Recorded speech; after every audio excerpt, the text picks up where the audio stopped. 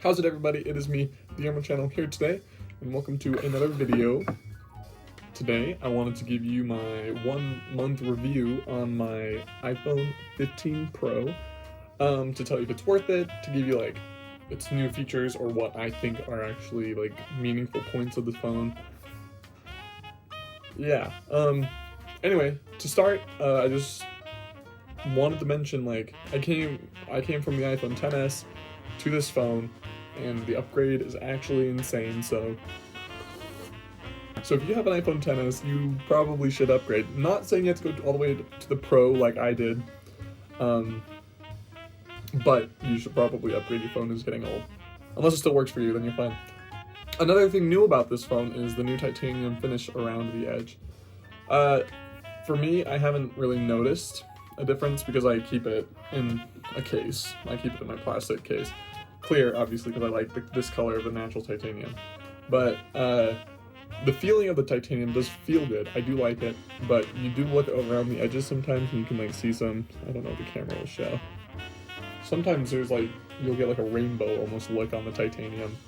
So yeah, there's that. It does feel firm. It's supposed to be lighter than my XS was, but I definitely feel like it's a lot heavier. Which I don't mind. I like a good, solid, heavy phone. So I don't mind that I feel like it's heavier.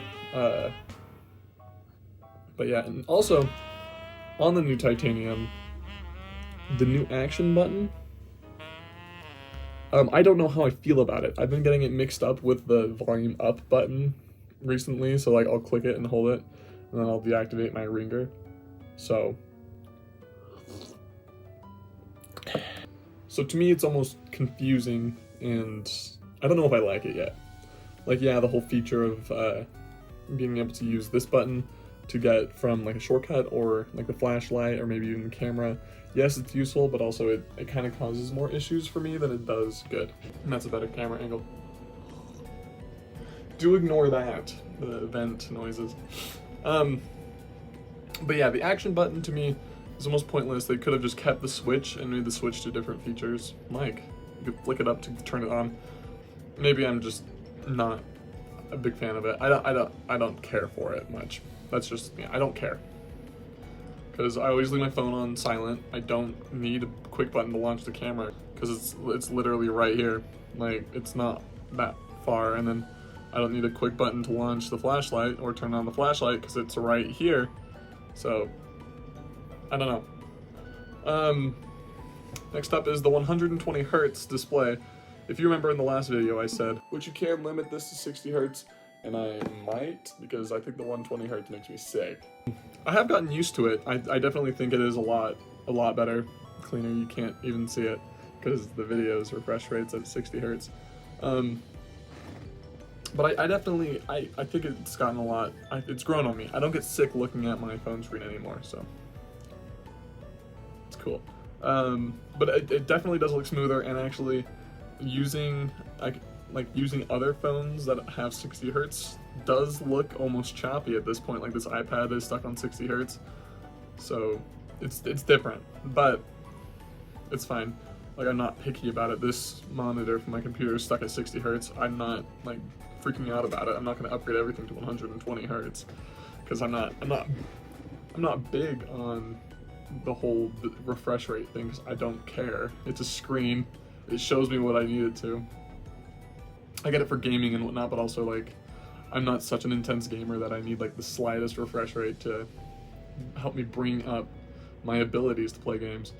Next up are my the new cameras on this thing. They're huge, man. Like, they're massive. Compared to my iPhone XS or XS, it probably took up like not a quarter of the size that this thing takes up. Like, I think like it's excessive how big these are, and they look even bigger right now because I do have a screen protector or camera protector on the lenses, so just keep them protected, I guess, because they freaking protrude so much out of the back of the phone. Like, not only the cameras, but like there's this little section here, like the little square box. If you can see it here, let's see. Yeah, you see it protruding up right there, right before the black part. It just protrudes a lot, where the XS didn't even nearly protrude that much. But the camera quality is so much better. I had this little clip. I was bored one night, so I just was recording it, where I was like zooming in on like lights from far away. It zooms into like 15 times zoom, which is insane. I mean, obviously digital zoom, where it uses digital cropping and whatnot, but I mean, like, the quality still looks clear until you hit like 10 times zoom, which is crazy to me because the XS, the max zoom it could get was 10 times, and that looks terrible. But also, I think Apple sends out updates that make their cameras look worse. You can call me a conspiracy theorist when it comes to that, but I believe they do make your phones look a little bit worse every update. So, just so you upgrade. It's a business thing. I get it. A big elephant in the room, though, with the new 15s and 15 Pros was the overheating issue. I did experience it a little bit. It never like got so hot that I couldn't touch it, but my phone definitely did heat up a lot. Like when I was even playing like super basic games. I had this game where I was like launching cannons at a tower, and even that heated up the phone itself. So I was just shocked because my 10s never heated up. Like, I mean, obviously it heated up. It was old. It heated up a lot. But like for a game like that, it would have never heated it up even slightly. But this one definitely did. There was an update Apple did come out with where they fixed the issue, and since that update it hasn't overheated, but I'll keep you posted. I don't game as much on my phone as I do on my iPad or my computer here, so I'll keep you posted if I do another review. I think this is the last time I'm going to be making an iPhone video. By the way, subscribe if you haven't yet. If you want to see this handsome smiling face more often, subscribe. Also, look, I'm wearing gray to match the phone today. That was planned. That was planned. I'm cringy.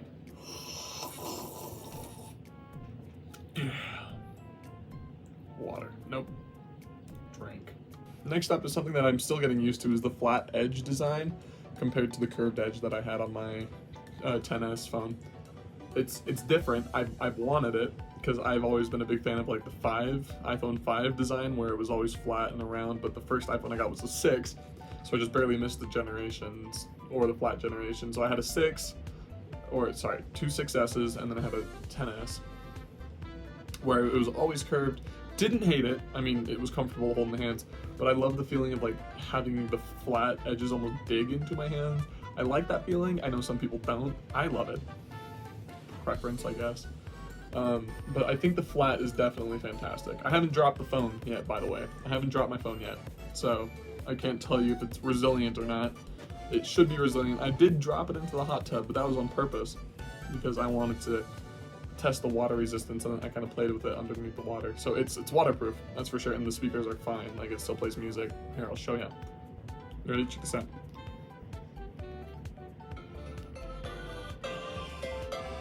And it's beautiful.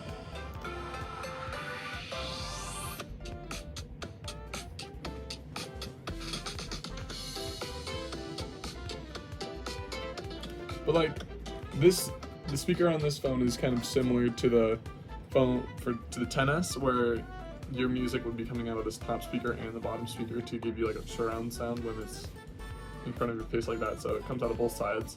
Kind of like how this iPad, if I move over here, you can hear me over here, rather than when I move over here, I'm in kind of the other ear. I'm in this ear, you know. And finally, the last part that's actually like meaningful to talk about would be the iPhone chip in here. I think it's the A17. What chip are we on? Yeah, the A17 Pro chip, which doesn't make sense because I feel like they need like a actual 17 chip to have a 17 Pro chip. But anyway, the chip, I think it runs fine. They haven't released the Assassin's Creed game on the phone yet, which I am going to buy just so I can test out the limits of this phone, because I'll play it on the phone. But yeah, we'll test that out when we get to that. So maybe I will do another video about it. Thank you all so much for watching. Don't forget to leave a like, a comment, and a subscribe. And remember, do the world a favor. Keep smiling. Goodbye, guys. Ooh, wait. Cheers.